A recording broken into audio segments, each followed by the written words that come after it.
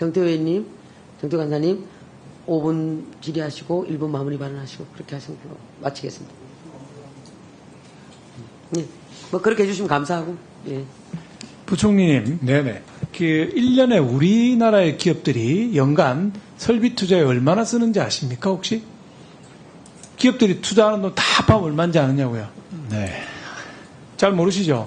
그게 한 200조 정도 됩니다. 정부가 투자하는 거 합쳐도 250조 원이 안 돼요. 네. 250조 원이. 근데 이번에 미국하고 협상하면서 우리가 대미 투자액이 3,500억 불, 한화로 하면 485조 원입니다. 485조 원. 그러면은 1년에 우리 기업들이랑 정부가 투자하는 거 다 합쳐도 250조가 안 되는데 그 2배를 넘는 금액을 지금 설비 투자하겠다는 슬라이드 나왔으니까 한번 보시면은 3,500억 불이라고 주장하시니까 그것만 해도 2배를 넘고요. 우리나라 투자하는 전체 돈에 그다음에 LNG 구매까지 포함하면 2,600고요. 추가 협상에서 얼마 될지 모르지만 언론이 추측하는 대로 1,000억 정도 되면 일본 금액인 5,500억 달러가 되면 우리나라 전체 투자하는 거에 3.2배까지나 됩니다. 그러니까 3,500억 불만 따지더라도 이거를 투자하게 되면 우리 국내 투자가 완전히 고갈되는 상황이 된다는 말씀입니다. 그러니까 이게 저는 그래서 아까 3,500불 누가 제안한가 물었잖아요. 그런데 우리가 처음에 1,000억 불로 시작했다면서요. 근데 이제 결국은 트럼프 대통령하고 협상하다가 3,500불까지 갔는데 우리나라의 이런 그 경제 규모라든지 투자 상황에 대한 이해가 전혀 없는 숫자만 가지고 협상을 해왔기 때문에 저는 실패한 협상이라고 보는 것입니다. 자, 이 금액을 미국의 3,500달러 제일 적은 안으로 생각을 하면 우리 지금 국채은행들이 여신을 해주는 총 여신이 보증과 대출 합하면 무보, 수출입은행, 산업은행이 주종인데 이거 금액을 다 합하면 521조 원입니다. 521조 원. 근데 485조 원을 미국에 대미 투자를 해버리면 국내에 있는 돈은, 국내에 투자할 돈은, 이 기업들이 다른 나라에 투자할 돈은 전부 또 없어지게 되는, 거의 없어지게 되는 이런 상황이 되는 거죠. 그러니까 3,500억 불이라고 하는 그 대미 투자가 얼마나 잘못된 협상이고 얼마나 잘못된 숫자인지 우리가 피부로 좀 느껴야 된다 이런 말씀입니다.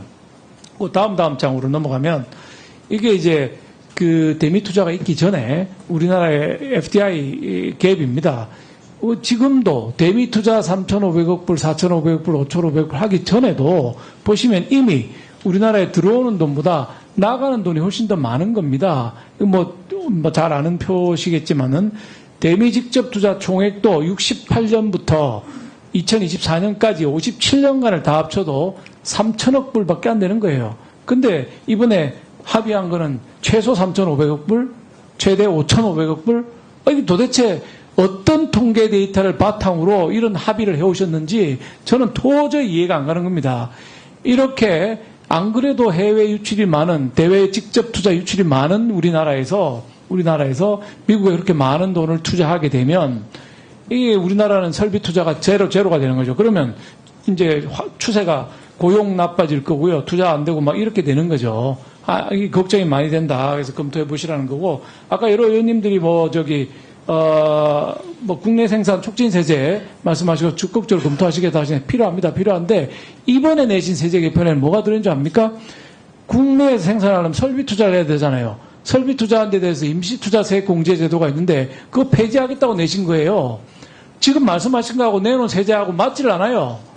다시 한번 검토해서 잘 검토하고 우리 국회에서 검토하면서 정리하겠지만 이렇게 맞지 않는 세제를 내놓으면 어떡합니까? 통합투자세 공제제도하고 임시투자세 공제제도 임시투자 없앤다고 냈잖아요, 이번에. 그 다음에 저도 1분 더 써야 될 것 같은데 아무래도. 마무리 발언 하시죠. 예, 마무리 발언 또 할 겁니다. 네. 당장 7월 31일 날 협상하면서 당장 25%를 그 다음날까지 합의 못하면 맞기 때문에 급하게 합의할 수밖에 없었다 이런 말씀 아까 여러 차례 답변하셨어요. 그 전략이 처음부터 잘못된 거예요. 처음부터 일찍 가고 처음부터 일찍 협상하고 처음부터 해야지. 벼랑끝 전술이라는 단어까지 쓰시면서 끝까지 기다렸던 거 아닙니까? 날짜 한번 볼까요? 각국 정상들이 G7에 도착한 날짜. 저는 이거 더 일찍 가셨어야 되고 더 일찍 트럼프와 악수해야 되고 더 일찍 만나야 된다. 그 스타머 영국 총리는 2번을 밥을 먹어요. 트럼프 대통령이랑.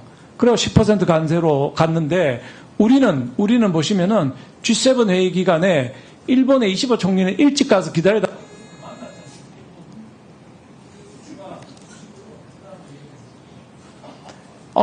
다 받았잖아. 자, 그런데 우리는 언제 갔느냐? 우리는 6월 15일 날 다 도착했는데 6월 16일 오후에 도착했는데 하필 그날 트럼프가 이제 귀국을 하게 되는 바람에 악수도 못 했던 거 아닙니까? 그다음 체류를 하다 오셨지만 결국 트럼프를 못 만난 것이고 이게 그 나토는 또 아예 안 가셨고요. 그러니까 이게 미리미리 만나고 미리미리 협상하고 시간을 많이 가져야 우리 레버리지를 갖는데 마지막 날에 협상하니까 밀릴 수밖에 없는 이런 상황이 됐습니다. 그 부총리님 보시면 내가 알겠지만은 미리미리 준비하고 미리미리 여유를 가져야 되는데 안 하면 25% 맞기 때문에 하는 수 없이 서둘러서 했다고 아까 답변하셨지 않습니까? 그 전략 전체가 잘못됐다는 말씀을 제가 드리는 겁니다. 부총리님 하시고 싶은 말씀 있으실 테니까 좀 하시고요. 예, 의원님 감사합니다. 지금 의원님 말씀하시는 그 3,500억 불에 대해서 우려, 저는 충분히 이제 공감을 하고요. 다만 이게 1년에 이루어질지 2년에 이루어질지 이게 사업을 추진해보면 한국의 경우로 사업을 추진하다 보니까 설계하고 하고 하다 보면은 아마 이게 상당한 시간은 저는 걸리리라고 보여지고요. 어쨌건 하여튼 저희들이 그 예측해서 잘 대응하도록 하겠습니다. 그리고 설비투자세, 임시투자세액 공제 말씀하셨는데 이게요. 제가 와서 보니까 임시투자세액이 아니고 늘 투자세액입니다. 그래서 이걸 계속 이렇게 끌고 가는 게 맞는지 그래서 통합투자세액으로 이렇게 가능하면 저희들 끌고 오려고 좀 했다는 말씀을 좀 드리겠습니다. 그리고 또 말씀하신 것 중에서 저희들은 사실은 이게요. 진짜 다른 나라들은 굉장히 빨리 했는데 여러 가지 국내외 복합적인 요인으로 인해서 이렇게 좀 빨리 했으면 좋았을 건데 마지막까지 이렇게 하다 보니까 했지만은 저희들 어차피 소나기는 좀 피하고 가야 되지 않느냐 하는 그런 절박감도 있었다는 걸 좀 이해해 주시기 바랍니다. 소나기 피하려다 천둥 옵니다. 자, 다음은 우리 정태호 간사님.